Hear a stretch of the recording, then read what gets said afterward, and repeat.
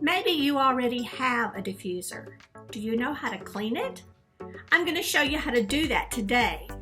Hi, I'm Lori Funderburk, an essential oil user and educator.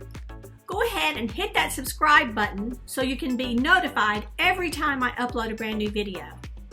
I'm excited to give you the chance to grab my free Essential Oils Made Easy guide. All you got to do is click the description below to find that link.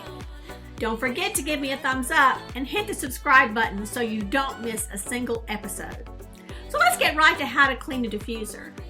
First of all, you need to clean your diffuser about every 2 weeks if you use it regularly.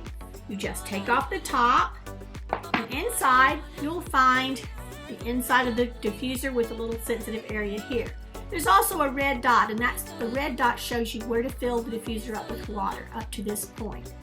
So you'll want to be sure when you empty your diffuser to always empty it away. See the settings here? You always want to empty it away from the settings so that the water doesn't drip down over your settings. Have a paper towel handy so that you can wipe any that happens to get in that area. Inside, you're just going to take your paper towel and you're going to wipe inside and clean it really well. Then you're going to take your Q-tip, which you can dip in rubbing or alcohol, and you see that little area there, you're just going to clean right in there. Just like that. Put the top back on, and you are ready to go. Maybe you don't have a diffuser but would love more information on how to get one. I've included some of my favorites in the description below.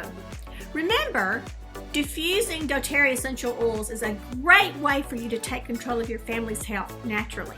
Just be sure and keep that diffuser clean. Thanks for watching. Bye-bye.